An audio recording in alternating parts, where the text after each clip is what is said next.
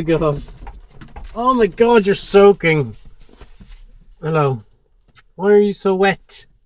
What have you been doing? Why weren't you in bed? Do you want to say hello to everyone? You were off chasing something, weren't you? You sausage. Hello. Yep. Go on then. Get that kettle on. Soaking wet. Not even out of the car. You have been rolling in cow poo again, haven't you? Don't be all happy with yourself. What are you out in the rain for? There's a nice warm room in there with a big heater. Oh my god. Yes! Hello. Yes. Can you explain to me and explain to the people watching why you're squirting about in the rain? You were chasing something down the forest. There's a nice big warm room with a big gas heater thing in there. Into that, you fucking idiot. Good morning. Well, I'm here at the chateau again today, giving Dan a hand, because he says it wouldn't be raining today.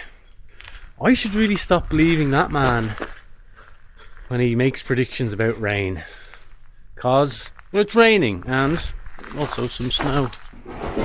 If you're squeamish about blood, look away now.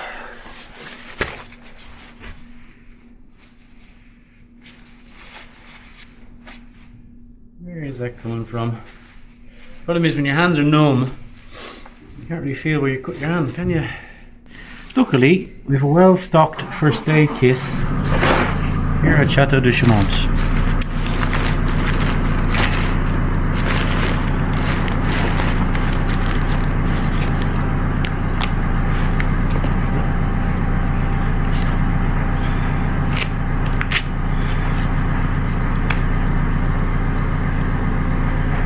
Bleed on the table, mind.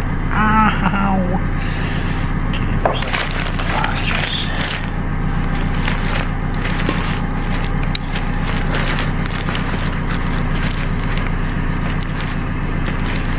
Triangular bandage, adhesive dressing, that's the jobby. That's everything we need. Right.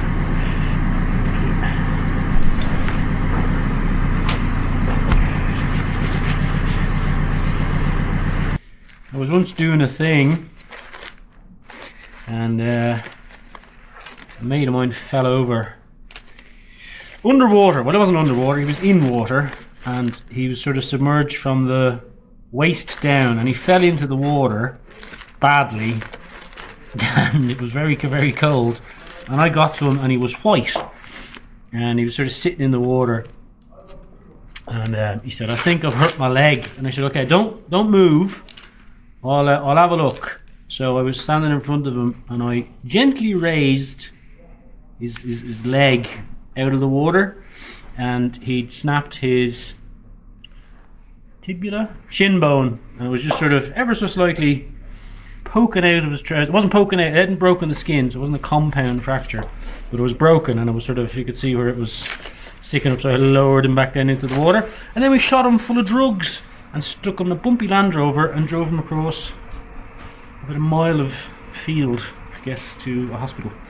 But he's fine now, I think. Walks a bit funny. Right, that'll do us for the minute. A cup of coffee after that.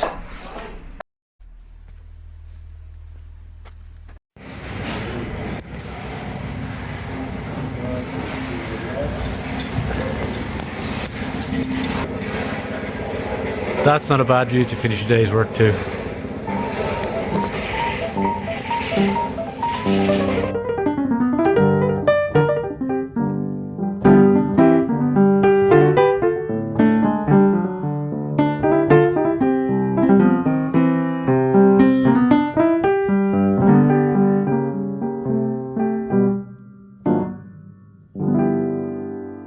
Good morning. Quite an exciting morning here on the farm, because it's the first day I get to light my new stove and see if it works. Now, obviously it's been lighting already because the engineer had to light it to test it and make sure it was all working fine, but I was working and I missed all that. So by the time I got home, the fire was out and the radiators had cooled down again. So I'm going to light it now and see how toasty we can get this place. Right.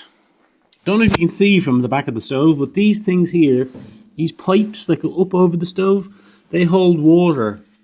And that's what heats the water that fills the heating system. And then the pump that we saw earlier on up on the wall pushes that water around the house. Oi! Got some kindling.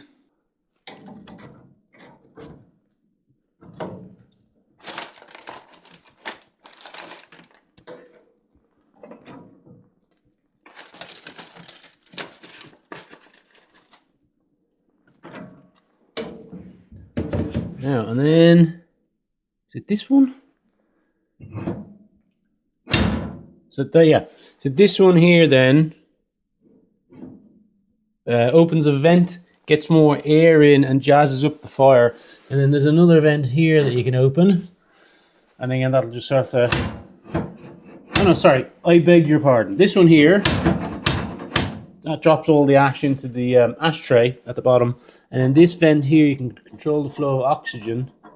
So if you want the fire, you know, when you get the fire going, you open that fully, whoosh, off you go. And then you can kind of close it then when the fire establishes itself, so it doesn't burn through the fuel too quickly. That's lovely, isn't it? Look at that. Yes. What's that do? No, that's not fair. Anything on the side? No. Pretty simple one, actually. Lovely, we like that one. We like that. Right, we'll leave that get established.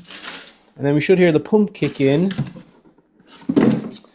And then, you know, things moving around the place. Now, just a word of caution, if you do move to rural France, a lot of the old houses have big fireplaces like this. And what you see is a lot of people, what they do is they'll stack wood on either side of the fireplace. Don't do that, it's a terrible idea, because the wood will dry out nicely for you, but it'll get extremely dry, and it can, you know, catch fire and burn your house down. So don't be tempted to put stuff on either side of a stove if you've got a big open fireplace like this.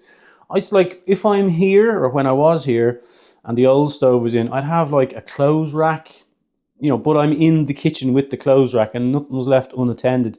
And then at night, I just sort of put it in the middle of the floor, so it's not near the fire. My very first night in this house, it was actually the day before Dan Preston arrived to help me with the fences. Nothing had been done in the house. I just moved in. I tried the gas boiler, terrified me, like I said. I had an open fire here, because there was no stove here. So I lit a small open fire on a little sort of pan thing, and had my tent. And I put my tent in the middle of the kitchen and sat looking at my open fire, camping in my own house for the first night I got here. But I got here at like midnight, and it was just the whole thing. But it's changed now, let me tell you. We'll do a full house tour when it's all finished, but you've seen most of it already, so, you know. Oh yeah, that's heating up already. Oh, that was lovely and hot. Oh yeah, that's only been going now.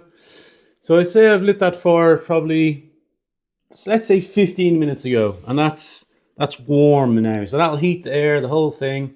We can even turn it up a bit, can't we? Oh yeah. It'll take a while, I'd say, for the warm water to recirculate around the whole house. It'll take even longer to heat the house up, but we're on to a winner so far. I do also want to say thank you very much to all the people who sent me messages on Instagram mostly, asking if I was okay after falling off the roof of the chateau. I'm fine, I'll be grand. I had plenty of coats on, so I only really bonked my side a bit, but there's no bruising. I'm not injured in any way. My finger that I cut, that's fine as well. So don't be worrying about me. We're super safe up there, and we had our harnesses on anyway. We'll just be a bit more careful stepping on the old wet plastic. Yeah, that was silly.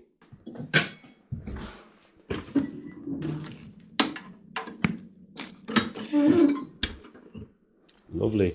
Now, the original fireplace that was here when I moved in, this stone wasn't here, this piece of granite wasn't here, and I had one of those red brick fireplaces. I think it was a very 70s or 80s thing in French interior design. There was actually a load at the chateau that we ripped off the wall immediately. But when I got here, the fireplace started here and kind of staggered itself out in red brick to about here. Like, it came out quite a far bit. and then a big red brick mantelpiece and an open fire. It was hideous. So I took a sledgehammer to it and brought it back to here, and then sort of rendered and plastered and all this, put in a granite hearthstone, and then I found a piece of oak, this piece of oak, in my in one of the barns, and I brought it over to a mate of mine, and he put it through, well, he sanded it basically, and I stained it up, and then we fixed it to the wall with some rebar and reinforced it and the whole thing. Then stuck a stove in, and it's just way nicer than what was here. Because what was here was an assault on the eyes. It was just horrible. Oh, that's better. It's been a very long time since this house had heat in it from a fire. When I first moved here, I lived in this house, and I kind of decorated it around myself because it was livable, but it was just, the decor was hideous. So I kind of did it in my own style. And I had this little fire here, and literally, like I said before, the flue went about 2 meters up the chimney, and then the rest was just open to the elements. So most of the heat just went shooting up that chimney. But even now, that's only gone a few minutes. I can feel the heat coming into the room. It will take a while to heat up this house, because it's been so cold for so long. But I'm quite happy with that so far. And it just means for me that when friends say, I'm thinking about popping over and seeing you, and there's a gang of them, like, I mean, obviously they can stay in my house, but it's just nice to be able to give them a little bit of their own space. You know, a nice warm place that they can kind of come and, you know, visit me, obviously, and stay here. So they're not, you know the way when you stay in friends' houses, sometimes like you might hear them getting up at 7:30 and you're kind of all comfy in bed and you're thinking, oh, I better get up as well because then it'll be rude if I don't get up. I rise early every morning, so I don't want people to feel under pressure that they have to get up the same time as me. So they can kind of chill out here, grab a cup of coffee, then we can come over to my house, have breakfast together. It's just a nice thing to be able to offer people. And I have some friends that are, you know, going through some stuff at the moment, and now I can say to them, well, I've already said to them, but now I can say to them, look, if you need to get your head away from it all, there's a house over here in the middle of rural France.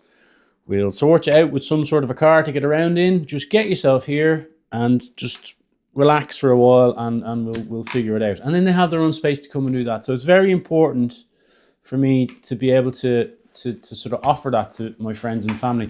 And now that it's an actual warm house, they can come throughout the year. I don't have to go plugging in loads of electric heaters all over the place when they come over. It's just lovely. I'm really happy with it so far. And you know, like from a selfish point of view, it's quite nice as well, because I've work planned to do in this house this winter. And it'll be really nice to be able to come in, light the fires, get the radiators up to temperature, and then crack on with a bit of work in a nice warm house, rather than trying to do plumbing and building walls and things and fitting bathrooms in a freezing cold house. So I'm looking forward to be able to do that as well. I don't know. I don't think the pump's kicked in yet, because normally you'd hear a little whir. So I presume it has to get up to a certain temperature before the thermostat trips. But even the heat off that stove is heating the kitchen up lovely. It's just, you see, like I used to come in here, last couple of years especially, when I haven't been living in here, but I've been kind of working on the house. And I'd come in here and it'd be freezing cold. And I'm thinking, I really need to get this situation fixed, because if it just continues to be cold and damp, it wasn't too damp, but if it continues to not be heated properly, it's just gonna start getting damp and start, well, not falling apart, but I just want to look after it. Like, so now I can light the fires, and I'm just, it's a huge weight off my mind that I don't think I really thought about too much, but now it's done. It's like, cool, another little job ticked off the list. That's in now, and I'm delighted with it. Right, well, it's a manky day here today. It's very Irish in its weather. Drizzly rain, grey skies, just generally miserable. So I'm glad I lit those fires. I had them going for a couple of hours, and they worked lovely. So they've all burnt down now, but it's just nice to know I can run in there, light the fire, have the house warm up a bit. Job done. Now I'm on my way to donate a couple of bags of clothes, because I had a bit of a wardrobe clear out and got rid of some old jumpers and t-shirts and trousers and all that sort of jazz. So I'm going to do that now, and then have to get some bits and bobs. That's what I have to do. We might be going on an adventure this weekend. It's kind of weather dependent because, and it's twofold. One, it needs to be good weather because I want to test out a gadget I got, which I'm very happy with so far. And the other one is, it's coming up to Christmas. Well, it's not coming up to Christmas. It's coming up to December, but I'm working all next week. So I'd like to try and go see something a little bit Christmassy, maybe. I don't know. I'm in a Christmas mood at the moment, but that might change. Anyway, thank you very much for watching the vlog. I do hope you enjoyed it. Have a good weekend if I don't see you. And if I do see you, well, I'll see you then. And also, just have a bag on the ready just in case. Anyway, happy Friday, and I'll see you soon.